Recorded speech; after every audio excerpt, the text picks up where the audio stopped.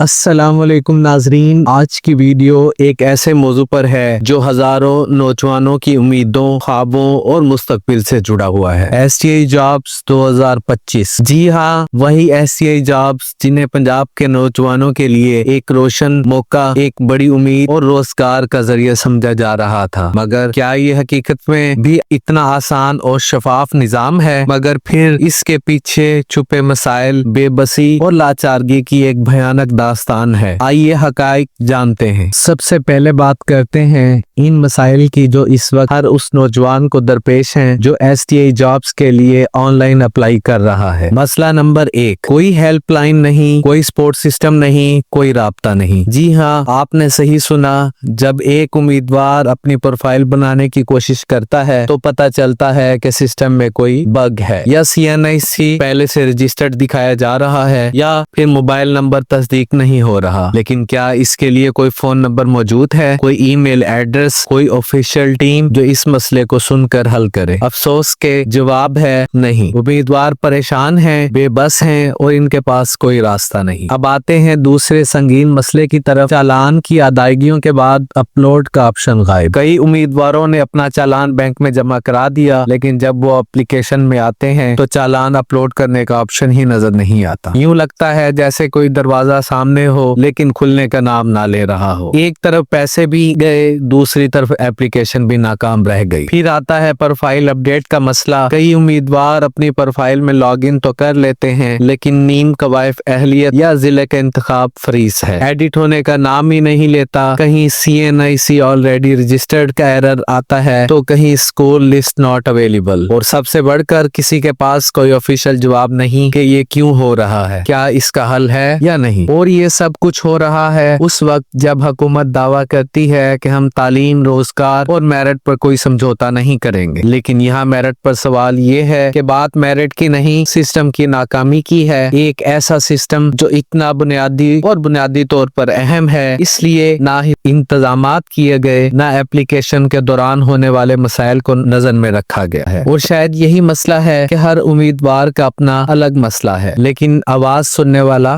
کوئی نہیں۔ ہر بندہ یا تو کسی دوست سے پوچھ رہا ہے یا سوشل میڈیا گروپس میں پوسٹ ڈال رہا ہے کہ بھائی حل کیا ہے، اور جواب آتا ہے یہ مسئلہ ہمارا بھی ہے۔ اب یہاں میرا اور آپ کا ایک مشترکہ مطالبہ ہے وزیر تعلیم، محکمہ تعلیم اور متعلقہ حکام سے، جناب اگر واقعی یہ جدت کی طرف قدم ہے، اگر واقعی یہ نوجوانوں کے لیے ایک بہتر موقع ہے، تو پھر اسی معیار کے مطابق سسٹم بھی ہونا چاہیے۔ آپ نے CTI جابز کے لیے ایک الگ ویب سائٹ بنائی تھی، باقاعدہ فیس بک پیج اور آن لائن ہیلپ ڈیسک موجود تھا، تو پھر یہ STI جابز کے لیے ایسا کیوں نہیں؟ کیا یہ نوجوان کم اہم ہے، یا ان کا مستقبل اتنا سستا ہے کہ کسی ٹیکنیکل غلطی کی وجہ سے ضائع ہو جائے؟ یہ میرے نوجوان بھائیوں کا حق ہے کہ انہیں ان کی محنت کا موقع ملے، اور جب سسٹم آگے خود بڑھنے نہ دے تو پھر آواز اٹھانا ہماری ذمہ داری ہے، اور یہ خاموشی نہیں چلے گی۔ اگر ہم نے آج آواز نہ اٹھائی تو کل پہ افسوس کرنا پڑے گا۔ یہ مطالبہ کرنا ہمارا حق ہے کہ ایک باقاعدہ آن لائن شکایت کا نظام، ہیلپ ڈیسک بنایا جائے جہاں ہر امیدوار اپنے مسئلے کو رپورٹ کر سکے، اس کا ٹریک ریکارڈ ہو اور حل بھی فراہم کیا جائے۔ جب حکومت